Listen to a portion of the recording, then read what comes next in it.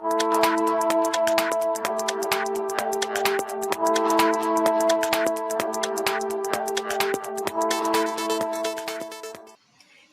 moneymakers, welcome back to another episode of Taking Stock. We're not live this time. This is pre-recorded because I'm traveling this week, but it's still my pleasure to be here with you. My name's Kalila Reynolds, and I'm taking you through another week of amazingness, bringing you all the latest business news and telling you how it will affect you and your money. So this week's show is one that we have been trying to get for some time. Our guest is none other than Daniel Chin from Juici Patties. You may have been hearing about Juici's expansion in the United States. Well, there is a lot more to come from this very well-known Jamaican brand. We're going to hear all about it later on. We also are talking all things Guyana. We get our latest update from our unofficial Guyanese correspondent later on in the show. But first, let me ask you to hit that like button, subscribe to the channel, and also let me know in the chat what part of Jamaica or what part of the world you are joining us from. Up next, we've got What's Hot in Business and a look at what's coming up in tonight's show. Now, come on, let's get this money. On this episode of Taking Stock, Juici Patties US Expansion has been a massive success and doesn't seem to be slowing down. What's their next destination? CEO of Juici Patties USA, Daniel Chin, joins us. And the analysts weigh in on the latest market developments. Guyana's government is spreading the oil money around by announcing several benefits for citizens, including free money for all adults. But is this sustainable? We'll discuss. Here's What's Hot, brought to you by JMMB Group, your best interest at heart. Lower gas and electricity prices last month helped bring inflation back into the Bank of Jamaica's target range. Point-to-point inflation in September was 5.7%.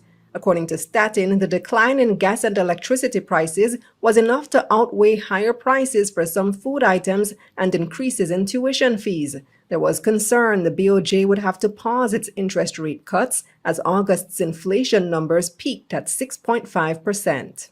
Thermoplastics manufacturer Omni says it will be able to double its production capacity thanks to a $40 million investment in new equipment.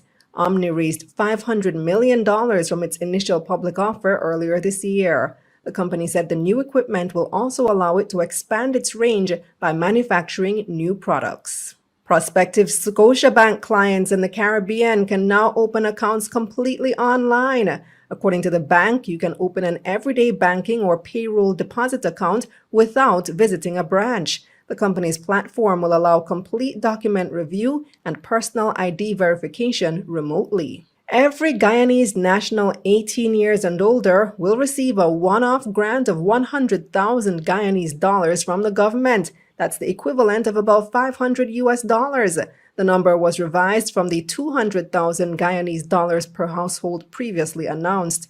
President Irfan Ali said the change was triggered by the public's concern about how a household would be defined.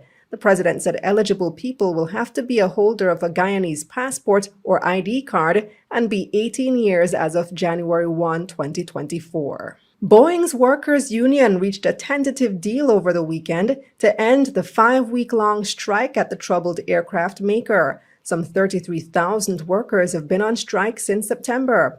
The union said the offer would increase wages by 35% over the 4-year life of the contract.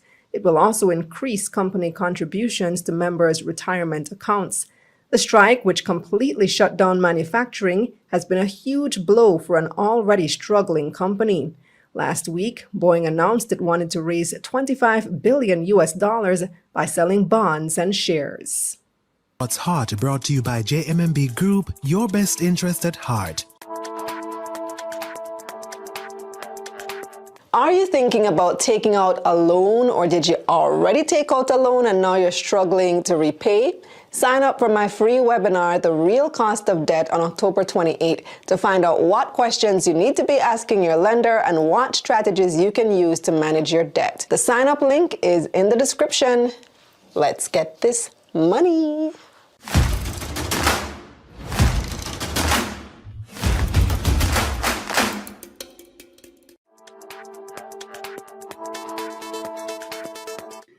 All right, welcome back. So, Juici Patties has been a staple in Jamaica for many years now. And, it's become routine that when you leave the island, you have to stop at the airport and pick up a box of patties for family and friends who live abroad.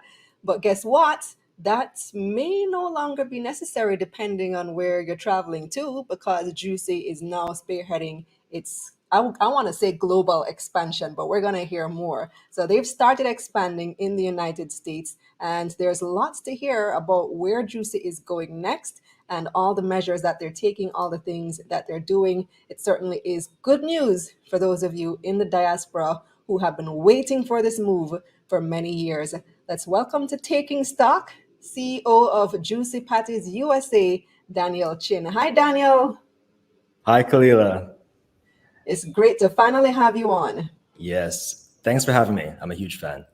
So before we get into, what's happening with Juicy now, tell me a bit about yourself and your family. I know that your parents started this company, right? Yes. So it is a family business.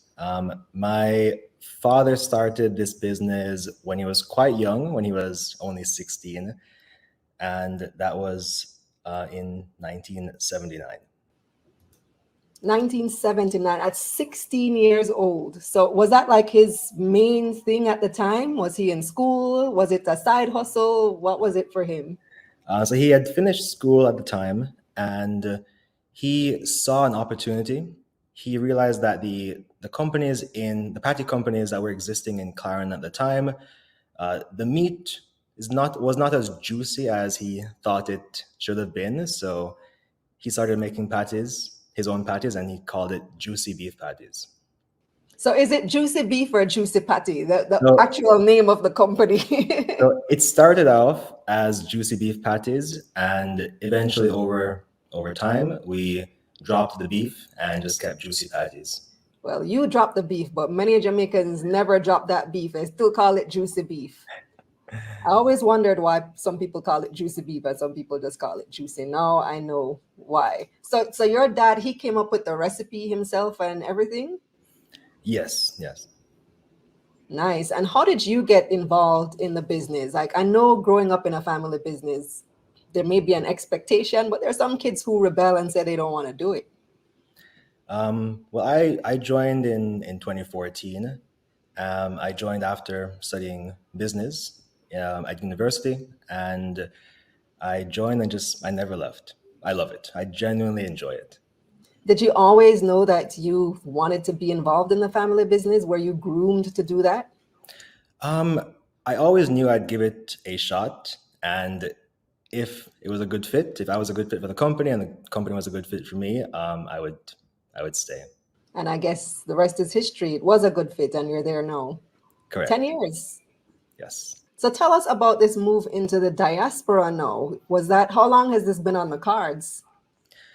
So we've been preparing for this for over 6 years, because I'm a strong believer in measuring 3 times, but only cutting once. So over the years, we've been just optimizing our documents. For example, optimizing our operations manuals and ensuring that our franchise disclosure documents are complete and represent to a franchisee what it's like to own a franchise. So we've been doing our homework quietly over the years. So why the United States first, though? Why not other Caribbean countries or even England, which also has a strong diaspora population? So our data suggests that there is huge opportunity and huge demand for a national Jamaican food company in the US, because there are many Jamaican restaurants in states that have a Jamaican diaspora population, like New York and Florida, but our data suggests that there is need for a national chain, similarly to how Chipotle has brought Mexican food across all 50 states.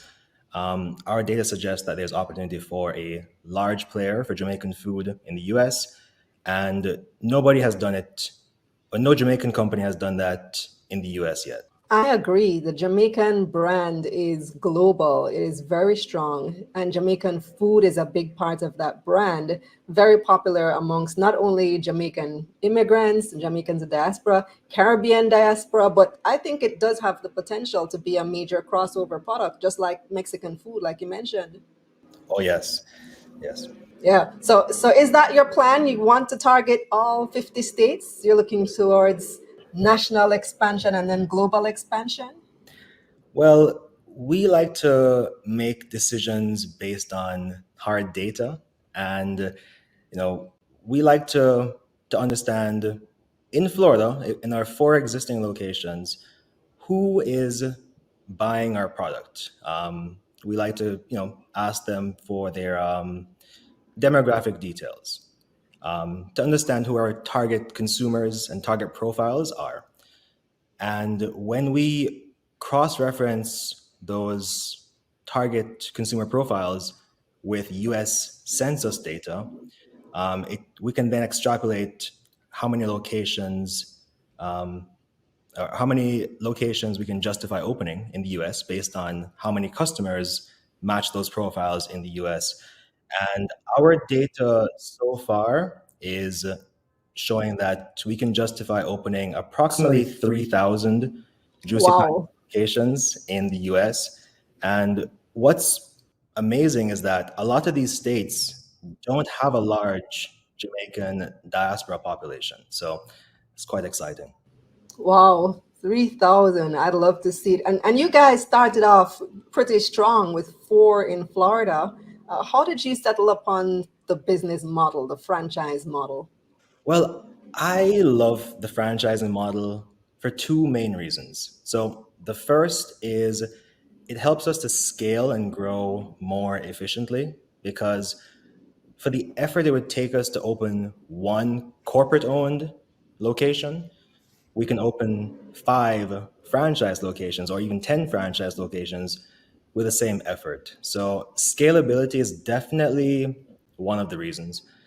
But I also enjoy helping other persons to become wealthy. So with franchising, I like seeing persons become financially independent and become their own boss, and it makes me happy to see that happen.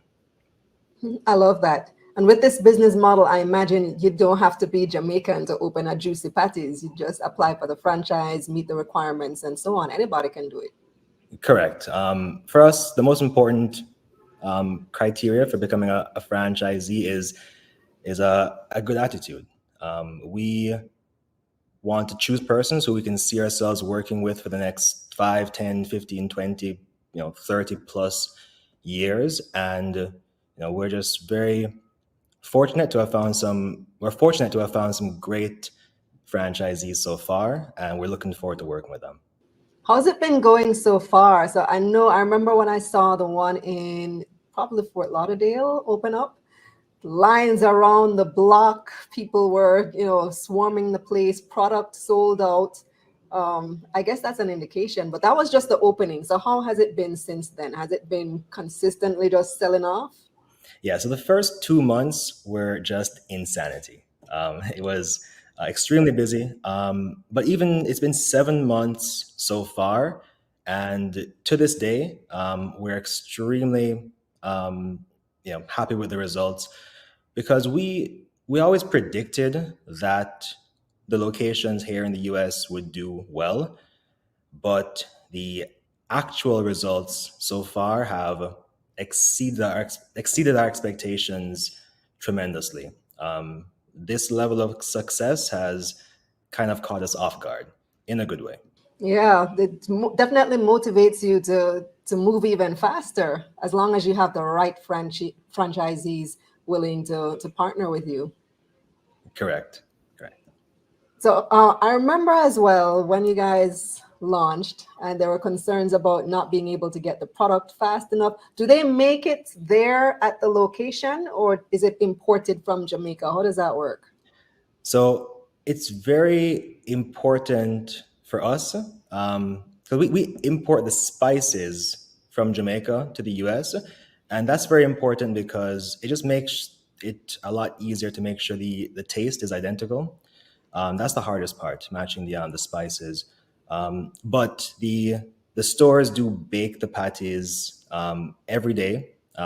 Throughout the day, they're baking constantly, and depending on the store, every 8 to 15 minutes, a new batch of patties is coming out of the oven.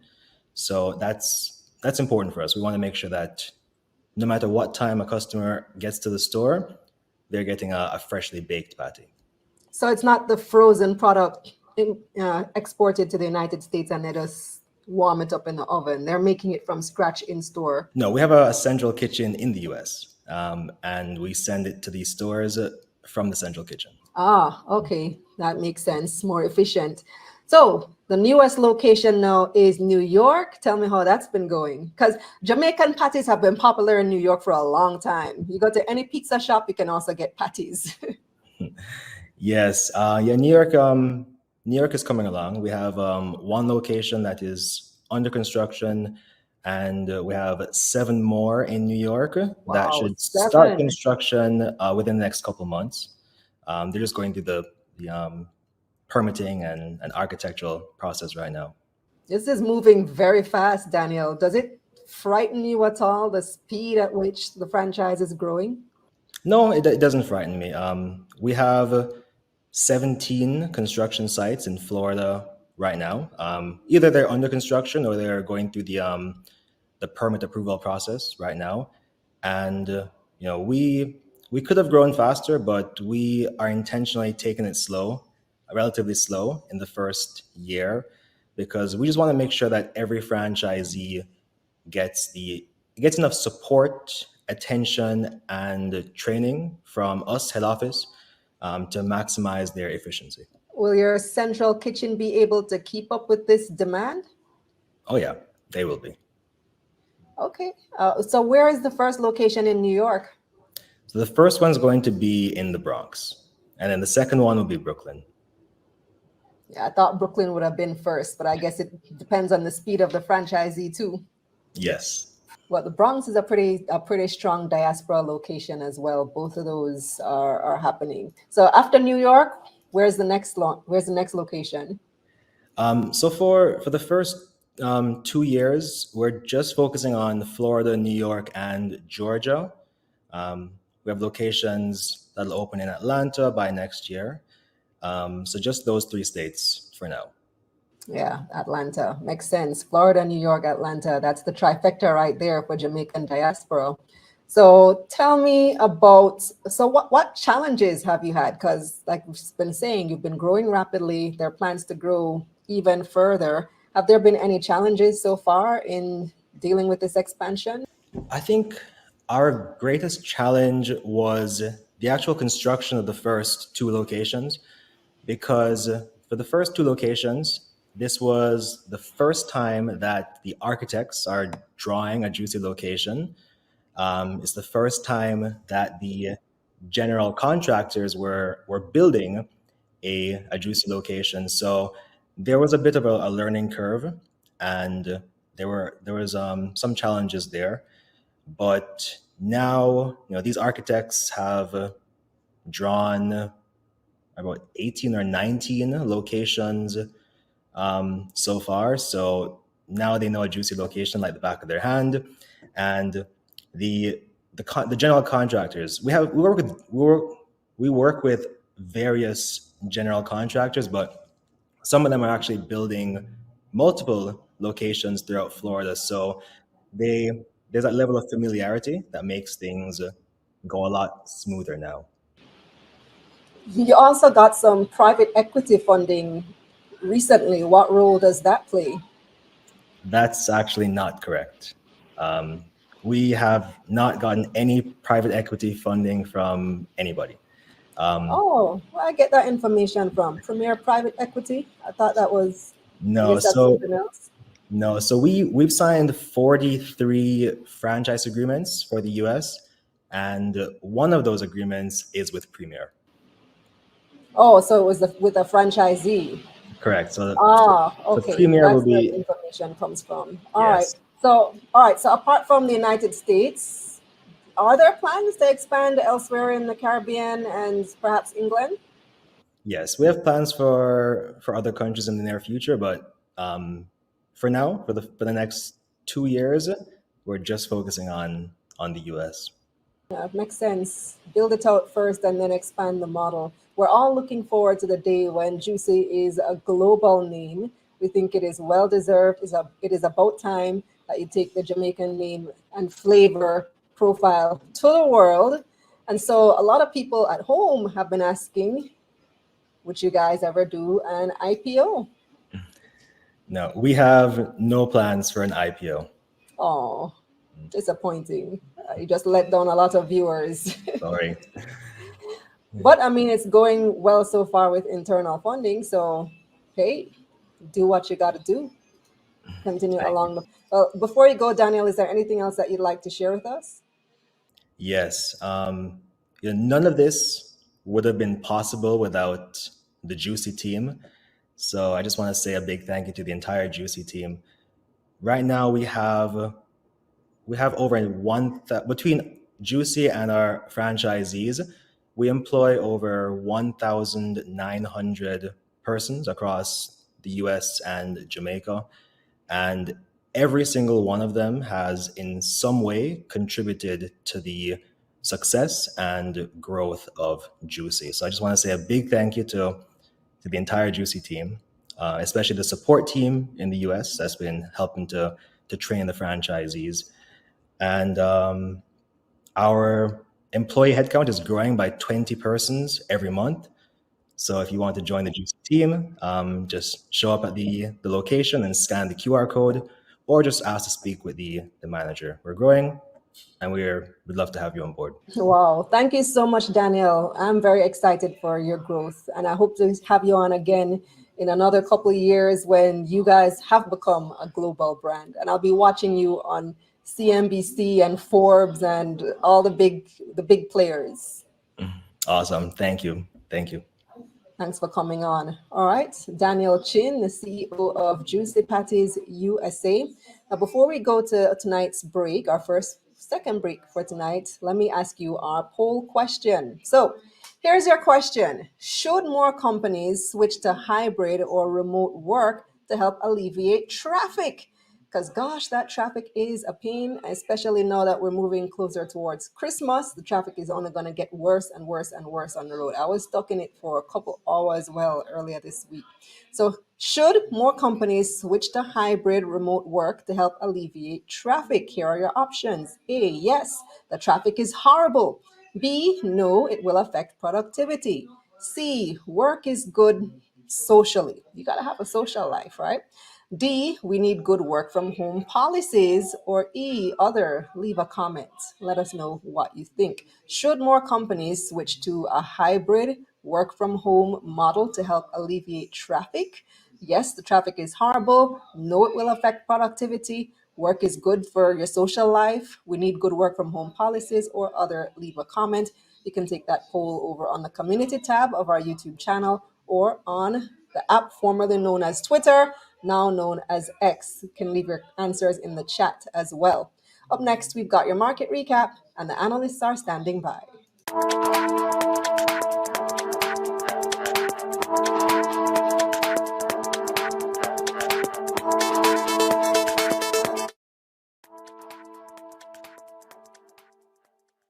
The JSE combined index was flat last week. 125 stocks traded across the main and junior markets for the week ending Friday, October 18, 2024. 55 made gains, 51 lost value, and 19 stayed the same.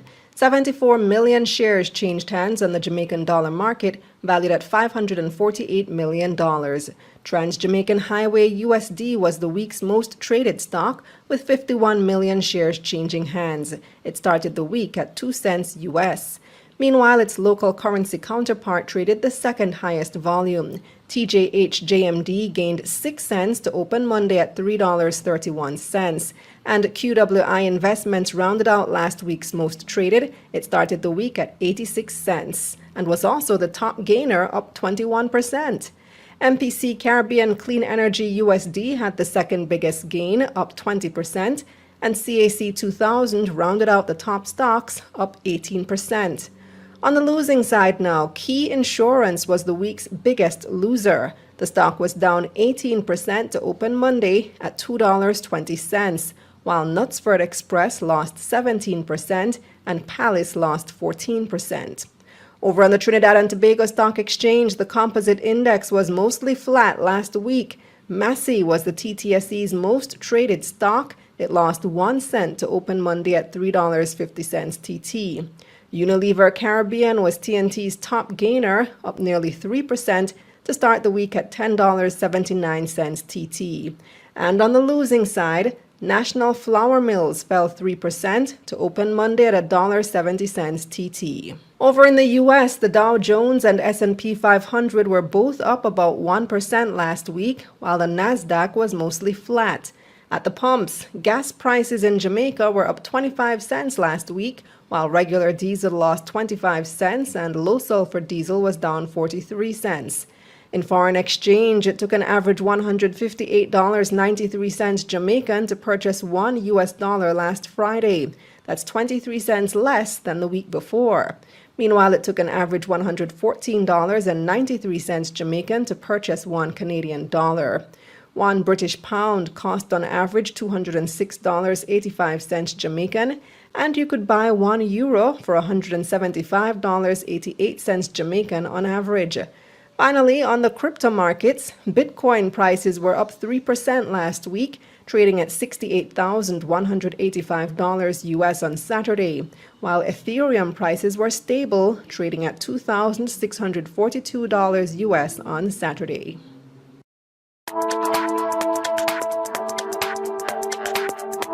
Like this show? No, I mean, do you really like this show? Well, support us by making a donation on Patreon. Your support will go a long way in allowing us to continue creating content like this and keep taking stock free for everyone. Go to patreon.com/Kalila Ray to sign up. The link is in the description. Disclaimer. This is not intended as financial advice. Please consult a licensed financial advisor before making investment decisions.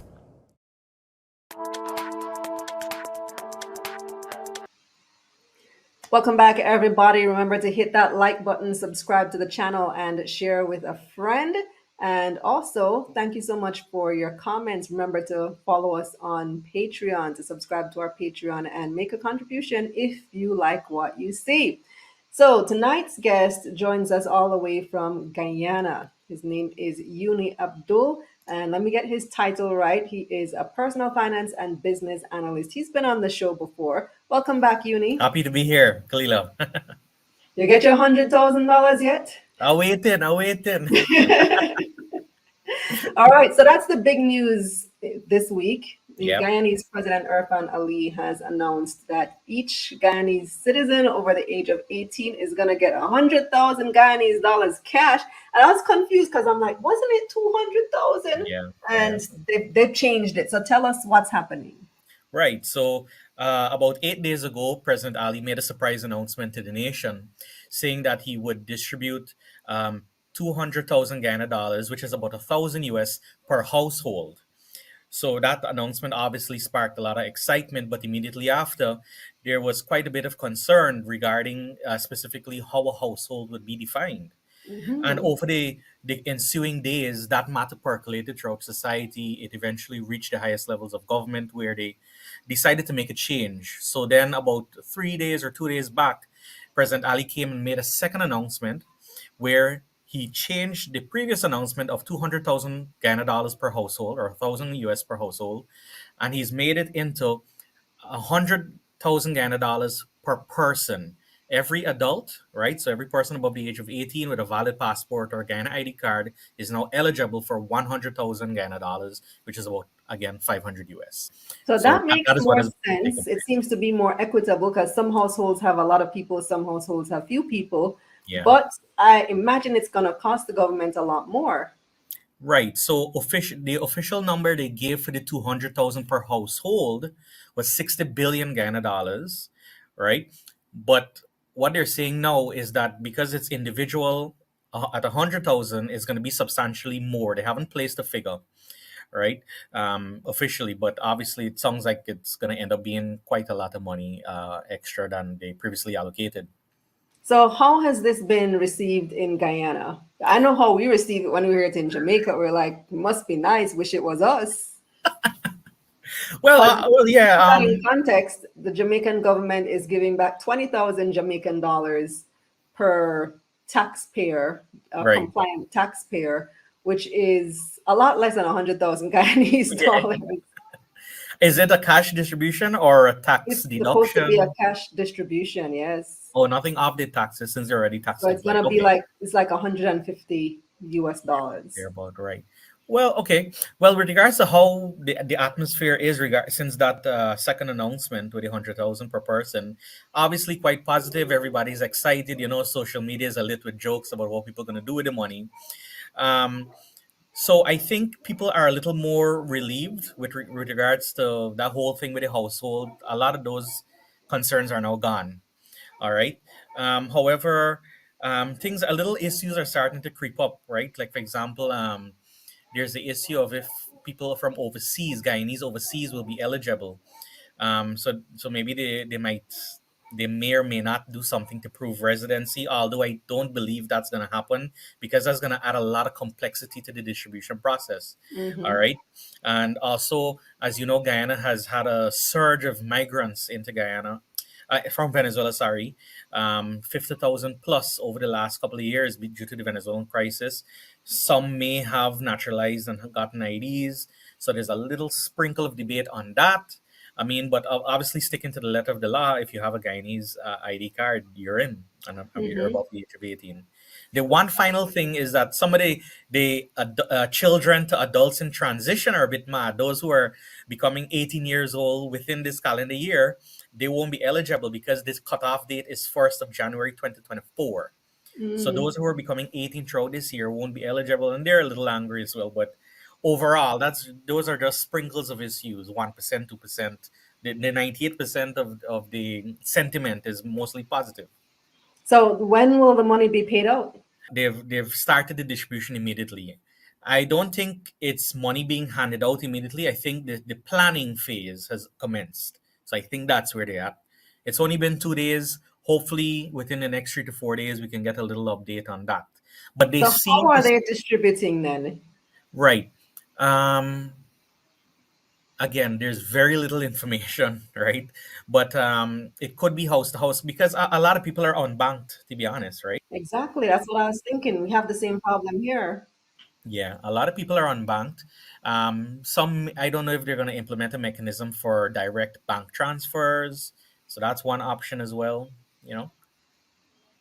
You know, every time I bring up Guyana on the program or on my other platforms, people start saying, oh, yes, they have the oil money, but it's not benefiting the people. So Right. is there a perception now that this is benefiting the people, or because it's a one time thing, people Mhm. are still thinking, oh, they're just trying to do a little something? My first thought was election probably soon come. Oh yeah, election is next year, November 2025, right? So we're exactly about 12, 13 months away, right? So maybe that has a role to play. The government is officially saying it's a one-off, which gives the implication that next year it may not be here unless they're being purposely ambiguous, right? Um, so, but with regards to if they're feeling the benefit, I mean, definitely a cash injection direct to an individual is beneficial, right? Because it comes from the oil money, basically. Um, but whether it's something sustainable, or having a long lasting effect is left to be said. Because again, they're saying one time or one off, right? We don't know if it's going to come back next year. Hmm. My personal opinion, if I may, um, I'm not too in favor of a universal basic income. I don't have personally, right? I mean, I have no effect or change to make, but I generally am not leaning to such kind of policy style. But I mean, at the end of the day, and I think the economists know, right? And the thing is, I'm doing a sidetrack of a sidetrack, sorry, but the thing is, both the PNC in Guyana and the PPP have been talking about cash transfers in some way or the other. They flip flop on the issues on both sides of both sides of the aisle multiple times, but now it's happening. And the opposition party have done their little rebuttals in the media saying, when we get into power, we're going to give 400,000 per person. So it seems like Oh, wow. so it seems like moving forward, this may be a permanent reality or permanent economic feature. But again, who knows? We're in very embryonic stages of this. But my personal opinion, I don't really like that. I rather that money be used for subsidies or specific targeted interventions, not just a wash with money. But that's just me. I have no power to make any change. Well, they did also announce free university education for all Right. Guyanese. So tell us about that one. In 1992, the University of Guyana was free, but because of the economic situation post 1992, fees and so had to be instituted to make the institution economically viable, and it has been that way from 1992 onward. I think 1994 onwards, and it's around for most courses. It's around $1,000 per semester, if I'm not mistaken. So it's quite a financial burden for those who are able to attend. But the reality is, most of them get loans from the Ministry of Finance anyway, right? Obviously they have, and the thing is, the government, both administrations, both the Granger administration when they were in power and now the PPP, when people leave with university debt, they don't get pressed for it. I mean, they might Mm. they might send a letter here and there, but like they don't stop you at the airport or all these things. So it's a very laissez-faire situation. So the tuition thing, basic being free, basically eliminates all of that now. And even those who are burdened with debt, there's a mechanism in place for them to eliminate that moving forward now as well. Oh, so Yeah, that helps. So past student loan will also be forgiven? seems so. Yes, that's the thing there. Wow, Jamaica is listening envious right now. I'm sure all the people who have student loan debt. You guys don't have aisle or something too? I heard something the other day. There is exploration being done. Yeah. Nothing has been confirmed. And this is an election year in the US, right? So Yes. I think the OPEC countries, whenever there's an election in the US, they try and reduce their production to take up the price of the barrel of oil. And that way, when gas prices go high in an election year in the US, the incumbent party usually suffers, right? Because, oh, gas prices are high. So the United States is happy that Guyana is able to produce a lot of oil to flood the market to keep prices down. So that's something there. So the other thing was the minimum salary for public workers, because another complaint I had heard a lot every time I post about Guyana, the Guyanese people Yeah. flood my comments saying, but yet they can't pay nurses, yet they can't pay teachers. So now there is a minimum salary of, what is it, $100,000 Yes, for I public think sector workers? right. So I think public sector workers were, if I'm not mistaken, were at around 84,000 Guyana dollars per month. And now that's going to be revised upwards to 100,000. I think in the coming year, in the next fiscal year, is going to be set at 100,000. Of course, the private sector minimum wage is a little lower. I think it's around 64,000. So about 100 US less per month. So your minimum wage is monthly, not weekly or hourly. Right, monthly. That's traditionally how it's termed. Yeah, monthly. Ah, okay. So is there a perception now, or is there growing positive sentiment towards, the oil production? Because I traditionally had been hearing a lot of negative sentiment saying Guyanese aren't benefiting. Does this announcement or this set of announcements start to change that public perception in favor of it? Potentially. I mean, it's only been about maybe 2 weeks since all these slew of measures were announced, right? So obviously the atmosphere is a little positive. Maybe as things subside, that sentiment may not remain. But the thing is, and I think every time I've come on this show, we have touched on this a bit, even though it's a sparky issue, right? The politics, the political atmosphere in Guyana, right? There are people in this country that believe that we are in the best days of the nation, and then there are people in this country that believe we're in absolute darkness. So it depends on who you ask. It depends on who you ask. I like to stay out of that. I have no opinion, right? But there is something called the Yelp effect, right? Like the people who feel that things are more negative, they're usually a little more outspoken, right? Because when a Mhm. restaurant is good, you don't You really don't really go and make a positive review, but when it's bad, you go and make the negative The review. negative review. Yeah. So that's the Yelp effect. So that could be construing some of the sentiment, how you perceive it outside, Yeah.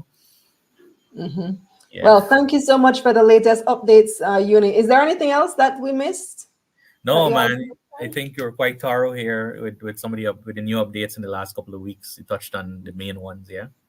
All right. Well, keep us updated, our unofficial Guyana correspondent. What I gotta do to be official? Well, we can make it official right now. Let me put a ring on it.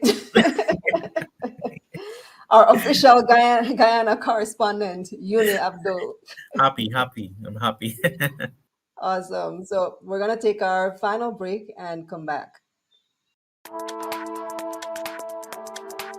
Premium experience is really the best that Money Mission has to offer. Not only do you get to connect with all our money makers and benefit from live mentorship with me, you also get access to all our premium courses, including all the upcoming courses and updates at no additional cost. I'm talking our best-selling Investing for Beginners, Build Your Budget, Debt Do-Over, Money Marketing, and Small Business Systems. After a year in premium, you'll be set on your journey to wealth. You'll have your annual budget done, a plan to pay off your debt done, your first investments done, and if you have a business or are ready to start one, you'll have all your systems in place and a proper marketing plan done. All of that for one low cost. If you were to buy all of these courses separately, plus pay for the basic membership, you'd be paying nearly $5,000 US, but I'm giving it to you for one low annual fee. So, are you ready to accept the mission? Click the button below to get started.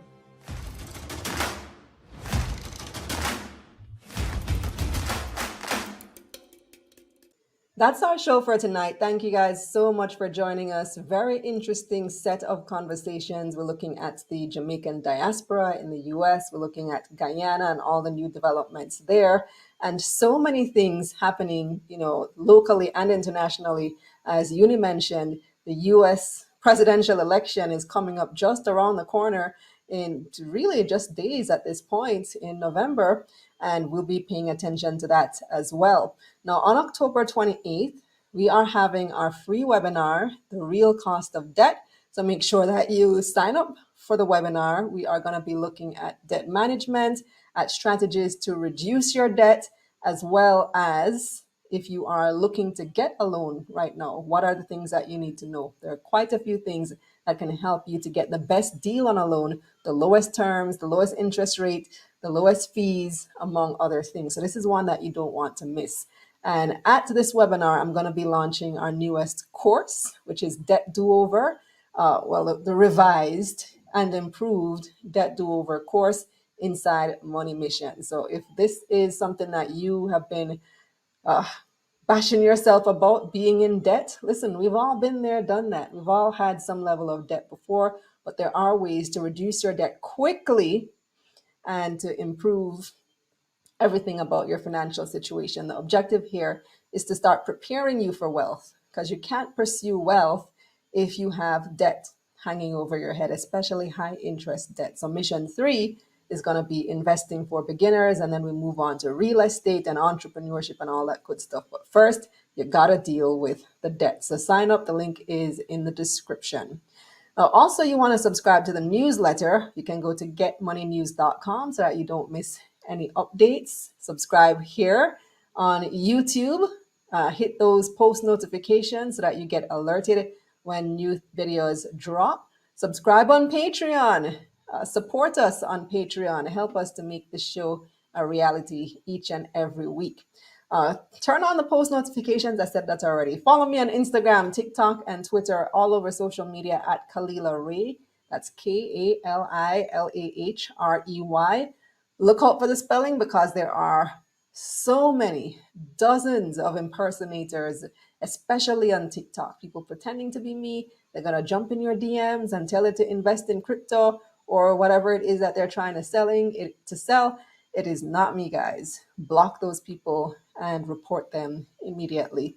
Thanks to our guests today, Daniel Chin and Yune Abdul. Thanks to our hardworking production team led by the one and only, the lady, Sachelle Williams.